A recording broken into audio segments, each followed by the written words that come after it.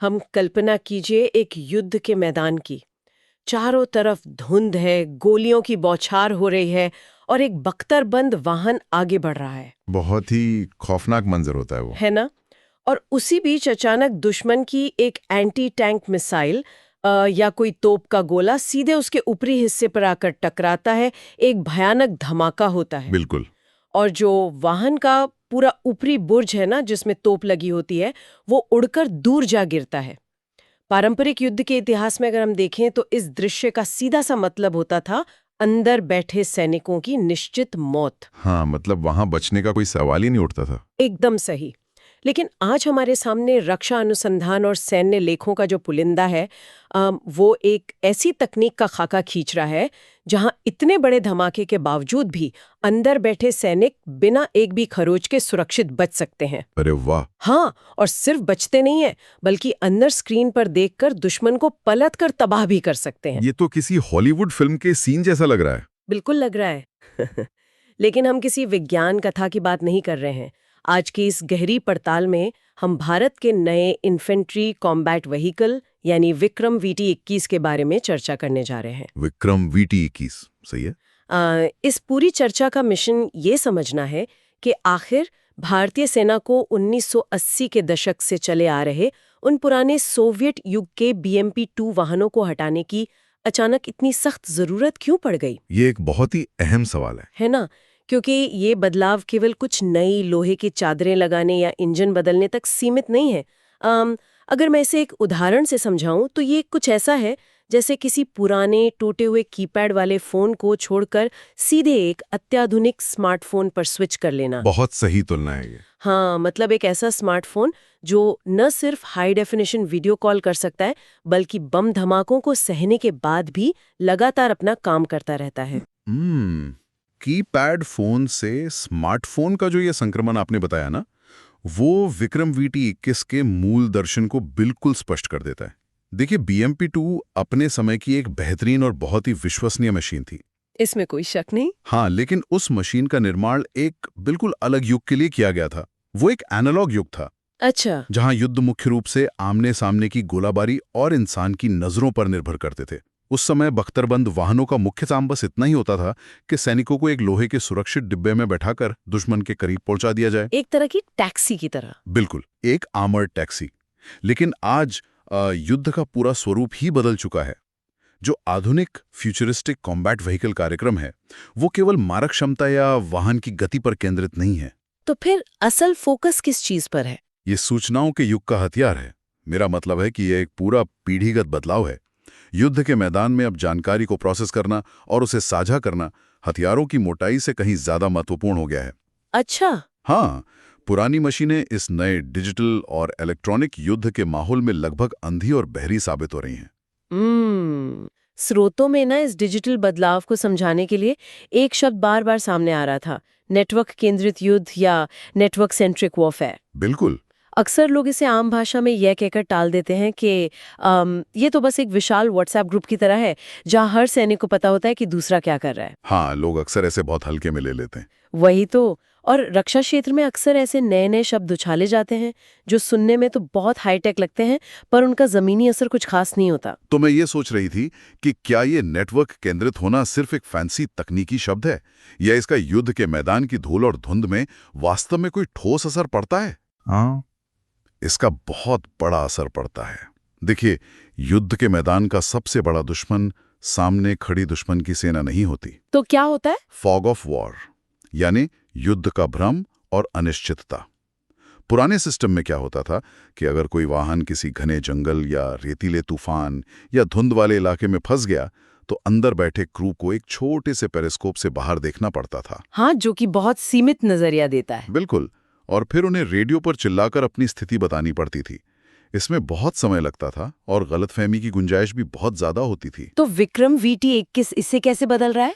ये नेटवर्क केंद्रित वातावरण में सेंसर फ्यूजन तकनीक का इस्तेमाल करता है। Sensor fusion? हाँ, मतलब इसके जो थर्मल कैमरे हैं, रडार डेटा है और जो ध्वनिक सेंसर्स हैं, वो जो कुछ भी देखते या सुनते हैं उसे वाहन का कंप्यूटर खुद मिलाता है और एक बहुत ही स्पष्ट तस्वीर बनाता है। अरे वाह! और ये डाटा रियल टाइम में, यानी पलक झपकते ही पीछे बैठे कमांडरों, हवा में उड़ रहे ड्रोन्स और आसपास के अन्य सभी वाहनों की स्क्रीन पर फ्लैश हो जाता है।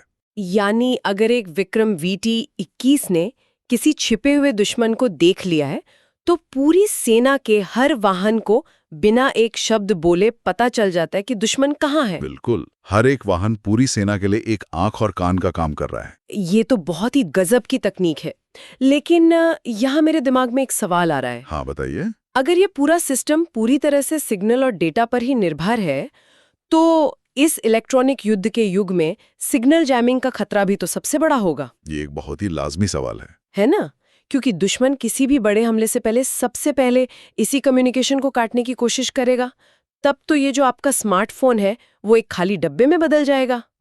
यही कारण है कि ये सिस्टम एक पारंपरिक नेटवर्क की तरह काम नहीं करता।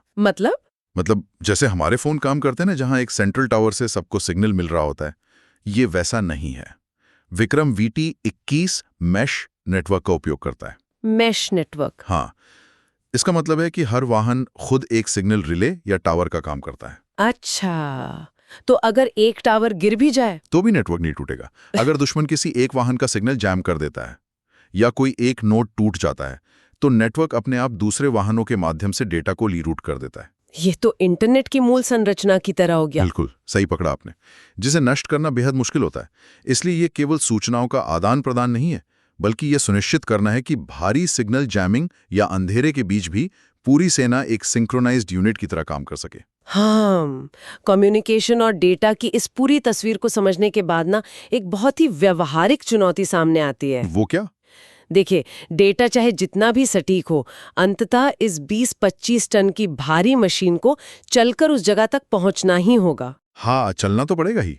और भारत की भौगोलिक सीमाएं किसी एक प्रकार के इलाके तक तो सीमित है नहीं। बिल्कुल नहीं, बहुत विविधता है। हाँ, यहाँ राजस्थान के तपते रेगिस्तान हैं, लद्दाख की जमा देने वाली और ऑक्सीजन की कमी वाली ऊंचाइयां हैं, और पंजाब से लेकर पूर्वोत्तर तक नदियों और दलदली इलाकों का पूरा जाल बिछा है। सही कहा आपने।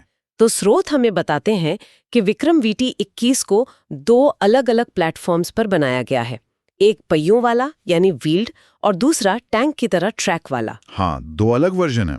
तो क्या सेना के लिए इन 2 अलग-अलग डिजाइनों का रख रखाव, उनके कलपुर्जों की सप्लाई और ट्रेनिंग एक बहुत बड़ा लॉजिस्टिकल दुष्स्वप्न नहीं बन जाएगा? मेरा मतलब है, हर मर्ज की एक दवा बनाने की कोशिश में कहीं ऐसा तो नहीं कि ये किसी भी काम में माहिर न रहे? क्या एक ही डिजाइन से काम नहीं चल सकता था? देखिए, भौतिक विज्ञान और भूगोल के नियम ये तय करते हैं कि किसी भी भारी मशीन को अलग अलग सतहों पर कैसे व्यवहार करना चाहिए। अच्छा। सेना को 2 अलग अलग वर्जन इसलिए चाहिए क्योंकि पहियों और ट्रैक के काम करने के भौतिक सिद्धांत बिल्कुल अलग अलग होते हैं। वो कैसे? जो पहियों वाला या व्हील्ड वर्जन है वो सड़कों और शहरी या अर्धशहरी इलाकों के लिए है। पहिए जमीन के साथ बहुत कम घर्षण पैदा करते हैं। तो इससे स्पीड बढ़ती होगी? बिल्कुल। इस कारण से व्हील्ड वर्जन बहुत तेजी से आगे बढ़ सकता है। इसमें ईंधन की खपत भी कम होती है और इसे मेंटेन करना भी आसान होता है। ओके। अगर पंजाब या गुजरात के सीमावर्ती इलाकों में पक्की सड़कों के रास्ते तेजी से सैनिकों को डिप्लॉय करना हो ना, तो पहियों वाला वाहन एक दिन में सैकड़ों किलोमीटर का सफर तय कर सकता है। लेकिन जब यही वाहन लद्दाख की बर्फ या राजस्थान की भुरभुरी रेत में जाएगा तब क्या होगा? इसके पहिए तो वहां तुरंत धंस जाएंगे। एकदम सही बात है। और यहीं पर ट्रैक वाला वर्जन आवश्यक हो जाता है। अच्छा। ट्रैक वाले वाहनों में जो कंटिन्यूअस ट्रैक या लोहे की चेन होती है ना, उसका मुख्य काम ग्राउंड प्रेशर या जमीन पर पड़ने वाले दबाव को कम करना होता है। इसे थोड़ा और आसान भाषा में समझाएंगे? जैसे बर्फ पर चलने के लिए स्नो शूज पहने जाते हैं ना। हाँ, ताकि पैर अंदर न धंसें। बिल्कुल। वो स्नो शूज शरीर का वजन एक बड़ी सतह पर बांट देते हैं। ठीक उसी तरह ट्रैक वाला विक्रम VT-21 अपने 25 टन के वजन को जमीन के एक बहुत बड़े हिस्से पर फैला देता है। ओहो। इससे वाहन कीचड़, बर्फ या उबड़-खाबड़ पहाड़ों पर बिना धंसे आसानी से आगे बढ़ सकता है।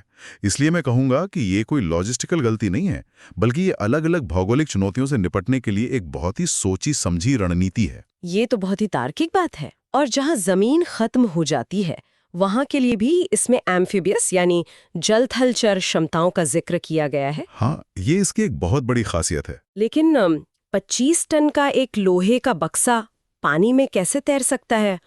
और सिर्फ तैरना ही नहीं, बल्कि तेज बहाव वाली नदियों को पार करना, इसके पीछे का मैकेनिज्म क्या है? ये आर्किमिडीज के सिद्धांत और हमारी आधुनिक इंजीनियरिंग का एक बेहतरीन संगम है। विक्रम VT-21 का जो निचला हिस्सा है, जिसे हल कहते हैं, वो इस तरह से डिजाइन किया गया है कि वो अपने वजन से ज्यादा पानी विस्थापित कर सके, जिससे उसे प्राकृतिक उछाल मिलता है। बिल्कुल। लेकिन सबसे दिलचस्प बात इसका तैरना नहीं है, बल्कि इसका हाइड्रोजेट और वाटर प्रोपल्शन सिस्टम है। वो कैसे काम करता है? जब ये वाहन पानी में उतरता है तो ये पहियों या ट्रैक से आगे नहीं बढ़ता। इसके निचले हिस्से में लगे पंप पानी को अंदर खींचते हैं और उसे बहुत तेज दबाव के साथ पीछे की तरफ छोड़ते हैं, जैसे जेट इंजन हवा के साथ करता है। एकदम वही सिद्धांत है, बस हवा की जगह पानी का इस्तेमाल हो रहा है। ये तकनीक वाहन को पानी के तेज बहाव में भी स्थिर रखती है और दिशा बदलने में भी मदद करती है। तो इससे तो सेना को पुल बनने का इंतजार ही नहीं करना पड़ेगा। बिल्कुल नहीं। सेना को इस बात का इंतजार नहीं करना पड़ता कि इंजीनियर्स पहले नदी पर पॉन्टून पुल बनाएं, फिर वाहन पार करें।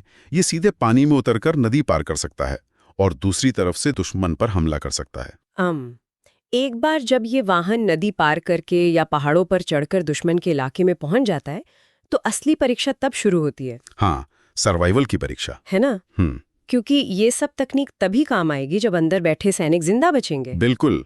स्रोतों में उल्लेख है कि विक्रम VT-21 को नाटो मानकों वाले स्टैंग लेवल 4 और 5 की सुरक्षा दी गई है। स्टैंग लेवल 4 और 5? जी। अब ये तकनीकी शब्द सुनने में तो बहुत भारी भरकम लगते हैं, लेकिन अगर हम युद्ध के मैदान की बात करें तो जमीनी हकीकत में इसका क्या मतलब है?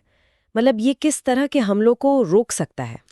देखिए, स्टैंग जिसका मतलब स्टैंडर्डाइजेशन एग्रीमेंट है, ये बख्तरबंद वाहनों की सुरक्षा मापने का एक अंतर्राष्ट्रीय पैमाना है। ठीक है। लेवल 4 और 5 की सुरक्षा का मतलब है कि ये वाहन असाधारण रूप से सुरक्षित हैं। लेवल 4 का अर्थ है कि अगर दुश्मन केवल 200 मीटर की दूरी से 14.5 मिमी की भारी आर्मर पियर्सिंग यानी कवच भेदने वाली गोलियां भी चलाए तो भी वो अंदर नहीं आएंगी। बिल्कुल, वो इस वाहन को नहीं भेद पाएंगी। लेकिन जो लेवल 5 है वो तो इसे एक अलग ही श्रेणी में खड़ा कर देता है। वो कैसे? युद्ध के मैदान में ना सबसे बड़ा खतरा गोलियां नहीं बल्कि तोप के गोलों के टुकड़े या छर्रे होते हैं। हाँ, धमाके का असर। लेवल 5 सुरक्षा का सीधा सा मतलब है कि अगर इस वाहन के 25 मीटर के दायरे में 155 मिमी का कोई भारी तोप का गोला भी फटता है ना, तो उसके तेज गति वाले टुकड़े वाहन के अंदर नहीं घुस पाएंगे। बाप रे। और जो बारूदी सुरंगें या एंटी टैंक माइंस जमीन के नीचे बिछाई जाती हैं, उनका क्या? पुराने वाहनों में हमने कई बार देखा है कि नीचे से होने वाला धमाका पूरे वाहन के परखच्चे उड़ा देता है। इसके लिए विक्रम VT-21 के निचले हिस्से को खास तौर पर डिजाइन किया गया है। इसमें मॉड्यूलर ब्लास्ट और बैलिस्टिक प्रोटेक्शन दिया गया है।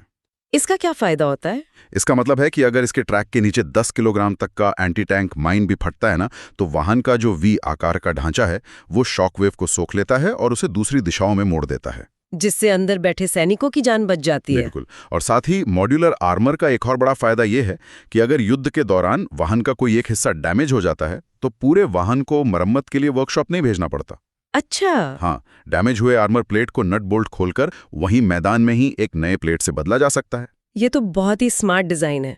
और यहीं पर वो हिस्सा आता है जिसने शुरुआत में हमारी इस चर्चा की नींव रखी थी, क्रूलेस बुर्ज, यानी बिना इंसान के चलने वाला हथियार वाला हिस्सा। हाँ, ये इसका सबसे क्रांतिकारी पहलू है। पारंपरिक टैंकों और इन्फेंट्री वाहनों में हमेशा एक बड़ी सी तोप ऊपर होती है और उसके नीचे वाहन के अंदर एक बास्केट जैसी जगह होती है जिसमें सैनिक बैठकर तोप चलाते हैं। बिल्कुल, उसे टॉयलेट बास्केट कहते हैं। हाँ, तो इस नए क्रूलेस बुर्ज ने उस बास्केट को पूरी तरह से हटा दिया है। मैं ये समझना चाह रही थी कि ये शारीरिक रूप से सैनिकों की सुरक्षा को कैसे सुनिश्चित करता है? पारंपरिक बुर्ज की जो अंदरूनी बास्केट होती है वो वाहन के अंदर बहुत सारी जगह घेरती है और सबसे खतरनाक बात यह है कि उसमें हमेशा गोला बारूद भरा होता है। ओहो। अगर दुश्मन का कोई भी गोला बुर्ज या बास्केट के हिस्से पर लगता है तो अंदर मौजूद वो सारा गोला बारूद भी फट जाता है, जिससे पूरी मशीन एक आग के गोले में तब्दील हो जाती है। बिल्कुल। क्रूलेस बुर्ज ने इस पूरी व्यवस्था को ही पलट के रख दिया है। इसमें 30 मिलीमीटर की तोप, उसका पूरा गोला बारूद और उसे लोड करने का सारा मैकेनिज्म वाहन की छत के ऊपर यानी बाहर की तरफ होता है। अंदर कोई बास्केट नहीं होती? अंदर कुछ नहीं। सैनिक पूरी तरह से वाहन के सुरक्षित और भारी बख्तरबंद हिस्से के अंदर बैठते हैं। वे सिर्फ स्क्रीन देखते हैं और जॉयस्टिक या कंट्रोलर के जरिए कैमरास की मदद से निशाना लगाते हैं। तो क्या ये ऐसा ही है जैसे किसी high and video game controller से रिमोट पर गेम खेलना? बिल्कुल। आप इसे एक बहुत ही उन्नत और खतरनाक वीडियो गेम की तरह सोच सकते हैं। इसका मतलब है कि अगर कोई मिसाइल सीधे बुर्ज पर आकर लगती भी है तो ज्यादा से ज्यादा तोप और हथियार नष्ट होंगे। हाँ, हार्डवेयर का नुकसान होगा। लेकिन अंदर बैठे सैनिकों तक न तो आग पहुंचेगी और ना ही कोई छर्रा। ठीक यही इसका सबसे बड़ा फायदा है। और इसके ना दोहरे लाभ है। वो क्या? अंदर से बास्केट और ऑपरेटर के हटने से वाहन का कुल वजन कई टन कम हो जाता है और इसी वजन में कमी के कारण विक्रम VT-21 इतनी तेजी से नदियों को पार कर सकता है और पहाड़ों की चढ़ाई कर सकता है। यानी सुरक्षा भी और गति भी। एकदम। मारक क्षमता के मामले में भी इसकी 30 mm तोप और 7.62 गमी PKT मशीन गन पैदल सेना और हल्के वाहनों से निपटने के लिए काफी है। लेकिन ये एक इन्फेंट्री कॉम्बैट व्हीकल है ना, न कि कोई 50 टन का भारी मेन बैटल टैंक। हाँ, ये टैंक नहीं है। तो अगर इस वाहन का सामना दुश्मन के किसी भारी टैंक से हो जाए तो क्या होगा? क्या ये सिर्फ बचकर भागने के लिए बना है? नहीं नहीं, भागने की जरूरत नहीं है। यहीं पर इसमें लगी तीसरी पीढ़ी की Nag anti tank guided missile game changer साबित होती है। नाग मिसाइल? हाँ, Nag missile fire and forget यानी दागो और भूल जाओ तकनीक पर काम करती है। दागो और भूल जाओ, इसका क्या मतलब हुआ? इसका मतलब है कि अगर ऑपरेटर ने एक बार दुश्मन के भारी टैंक पर निशाना लॉक कर दिया और मिसाइल दाग दी तो उसके बाद उसे मिसाइल को गाइड करने की जरूरत नहीं है। अच्छा। मिसाइल खुद अपना रास्ता खोजकर दुश्मन के टैंक को तबाह कर देगी। ये क्षमता विक्रम VT-21 को सिर्फ सैनिकों को ढोने वाली ट्रांसपोर्टर से एक बेहद खतरनाक टैंक हंटर में बदल देती है।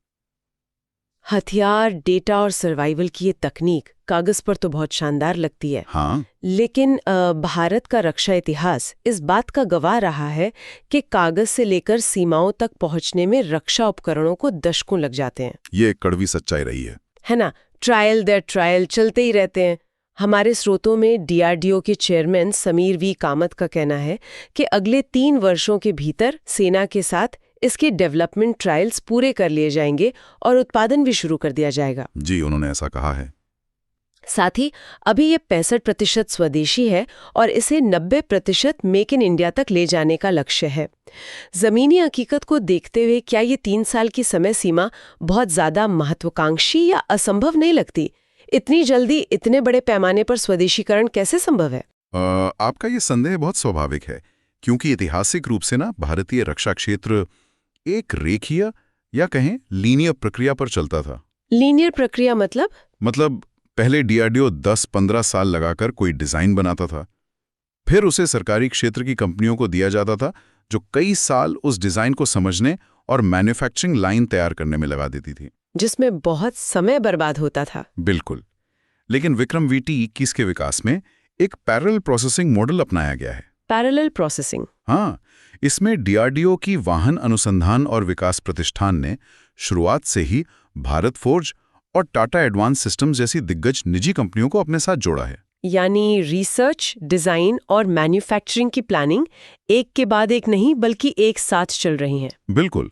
DRDO अपनी शोध क्षमता दे रहा है और टाटा तथा भारत फोर्ज जैसी कंपनियां ये सुनिश्चित कर रही हैं कि जो भी डिजाइन बन रहा है उसे फैक्ट्री में बड़े पैमाने पर कैसे बनाया जाएगा। ये तो बहुत ही स्मार्ट अप्रोच है ना? और अब जहां तक 65% से 90% स्वदेशीकरण की बात है तो ये केवल बड़े पुर्जे बनाने के बारे में नहीं है। तो और क्या है इसमें? एक टैंक या इन्फेंट्री व्हीकल में हजारों छोटे छोटे इलेक्ट्रॉनिक्स, सेंसर्स और हाइड्रोलिक पार्ट्स लगते हैं। पहले ये सब विदेशों से मंगाए जाते थे। हाँ, हम आयात पर निर्भर थे। लेकिन अब निजी कंपनियों के जुड़ने से देश भर में छोटी कंपनियों यानी MSME का एक पूरा नेटवर्क या सप्लाई चेन तैयार हो रहा है जो इन पुर्जों का निर्माण भारत में ही कर रहा है। ये जो आपने सप्लाई चेन का मुद्दा उठाया ना, ये बहुत महत्वपूर्ण है। बिल्कुल। क्योंकि चीन और पाकिस्तान की सीमाओं पर जो हाई थ्रेट वातावरण है वो इस बात की मांग करता है कि हमारे पास न केवल हथियार हों बल्कि उन्हें मरम्मत करने की क्षमता भी हो। 100% सही बात है। अगर कल को कोई युद्ध छिड़ जाता है तो कोई भी देश इस बात का इंतजार नहीं कर सकता कि अमरीज, रूस या पश्चिमी देशों से स्पेयर पार्ट्स के जहाज आएंगे तब जाकर हमारे वाहन दोबारा लड़ पाएंगे। वो तो आत्मघाती होगा, है ना? तो ये जो 3 साल का लक्ष्य और 90% स्वदेशीकरण है, ये केवल आत्मनिर्भरता का कोई नारा नहीं है, बल्कि ये सीधे तौर पर देश के संप्रभुता और युद्ध लड़ने की निरंतर क्षमता से जुड़ा हुआ है। एकदम सही विश्लेषण किया आपने। विक्रम VT-21 की यह पूरी परियोजना ये साबित करने का एक प्रयास है कि भारत अब केवल विदेशों से खरीदे गए हथियारों को जोड़ने वाली वर्कशॉप बनकर नहीं रहना चाहता। हाँ, हम खुद निर्माता बनना चाहते हैं। ये पूरी तरह से एक घरेलू रक्षा इकोसिस्टम को खड़ा करने की दिशा में एक बहुत बड़ा और तेज कदम है। तो इस पूरी चर्चा से स्पष्ट हो जाता है कि आधुनिक रक्षा तंत्र अब केवल तोपों के आकार या सैनिकों की संख्या तक सीमित नहीं है। बिल्कुल नहीं। आज के समय में सैन्य ताकत का अर्थ है कि कितनी तेजी से डेटा को प्रोसेस किया जा सकता है, हर तरह के भूगोल में कितनी चपलता दिखाई जा सकती है और देश के भीतर उपकरणों को बनाने और सुधारने की कितनी मजबूत क्षमता है। यही भविष्य का युद्ध है।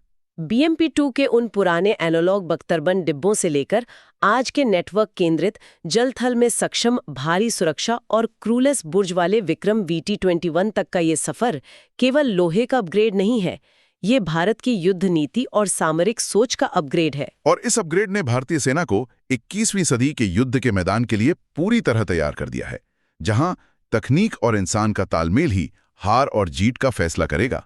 ये तालमेल वाकई कमाल का है, लेकिन अमूर्त स्रोत सामग्री में जिस क्रूलेस बुर्ज, सेंसर फ्यूजन और डेटा शेयरिंग की बात की गई है ना, वो मुझे एक ऐसे विचार की तरफ ले जाती है जो थोड़ा बेचैन करने वाला है। वो क्या? देखिए, आज इंसान एक सुरक्षित कैबिन में बैठकर स्क्रीन पर सेंसर का डेटा देख रहा है और खुद फैसला ले रहा है कि कब और कहाँ मिसाइल दागनी है। हाँ, कंट्रोल इंसान के हाथ में है। लेकिन जैसे जैसे आर्टिफिशियल इंटेलिजेंस और सेंसर तकनीक तेजी से विकसित हो रही है, क्या भविष्य में ऐसा समय आएगा जब वो इंसान भी स्क्रीन के पीछे नहीं रहेगा? ये एक बहुत ही गहरा सवाल है। सोचिए, अगर कंप्यूटर खुद दुश्मन को पहचान सकता है, लक्ष्य को लॉक कर सकता है, तो क्या एक दिन AI खुद ये तय करेगा कि ट्रिगर कब दबाना है? ये तो एथिक्स और वॉरफेयर की पूरी बहस को ही बदल देगा। बिल्कुल। और अगर भविष्य में ऐसा होता है, तो इंसान की जान लेने का अंतिम फैसला एक मशीन के हाथ में सौंपना युद्ध के नैतिक नियमों को किस दिशा में ले जाएगा? ये सोचने वाली बात है। ये एक ऐसा सवाल है जिसका जवाब शायद दुनिया की कोई भी तकनीक आसानी से नहीं दे पाएगी। तो आज की इस गहरी पड़ताल में बस इतना ही। अगली बार एक नए विषय और नई जानकारियों के साथ हम फिर जुड़ेंगे। तब तक अपने आसपास की दुनिया को इसी तरह जिज्ञासा भरी नजरों से देखते रहिए और सवालों की तलाश जारी